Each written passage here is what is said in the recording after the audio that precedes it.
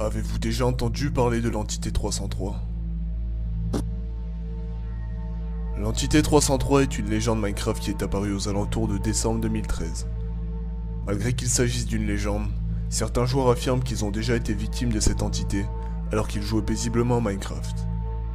Mais qu'est-ce que l'entité 303? Est-ce un monstre? Une personne? Une autre forme d'Herobrine? Vous apprendrez dans cette vidéo d'où provient cette légende et de quoi il s'agit réellement.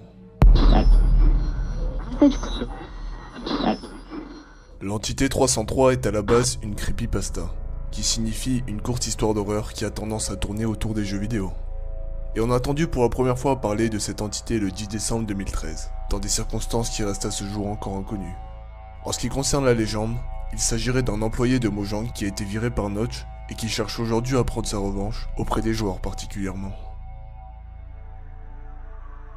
L'entité 303, qui serait alors un pseudonyme pour cet employé viré, et qui se révélera plus tard être en fait toute une team de hackers, agirait en piratant les serveurs et mondes privés des joueurs dans le but de les effrayer.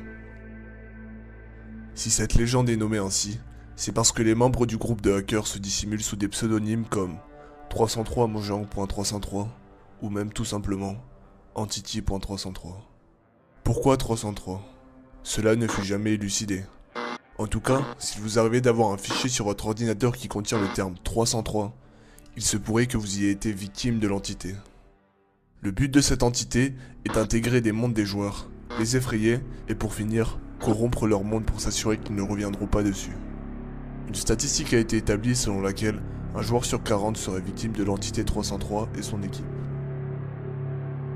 Herobrine aurait même essayé de prévenir les joueurs du danger de cette entité qui a pour plan de ruiner Minecraft. Il aurait laissé des signes dans les mondes des joueurs pour les alerter. Des signes comme écrire à l'aide en suédois. Si même Herobrine a besoin de l'aide des joueurs pour venir à bout de cette entité 303, c'est qu'il s'agit d'un ennemi puissant. Et si personne ne met une fin aux activités de cette entité, il se pourrait qu'elle contrôle un jour tout Minecraft. C'est au sein de la communauté minecraftienne qu'a été affirmée l'existence de l'entité 303, et quelques joueurs ont raconté leur expérience avec celle-ci et comment ils en ont été victimes. Pour mieux illustrer cette légende, je vais vous raconter le rapport d'un joueur qui a assisté à la deuxième apparition de l'entité 303 et qui en a été victime.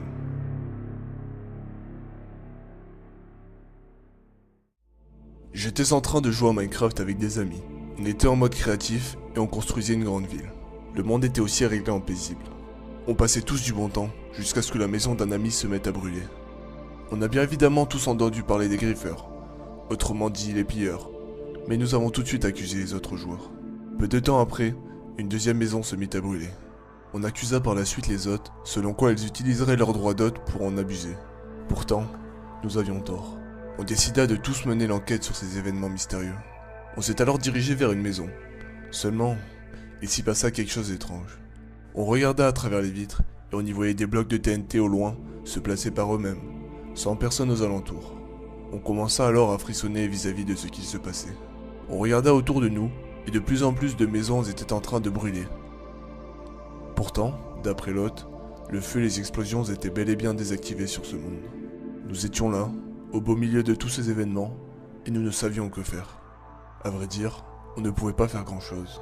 Je décida donc d'ouvrir un logiciel qui me permettait de lire les codes sources du jeu pour voir ce qu'il se passait. À mon grand étonnement, les codes sources indiquaient qu'une entité 303 était à l'origine de ce qu'il se passait.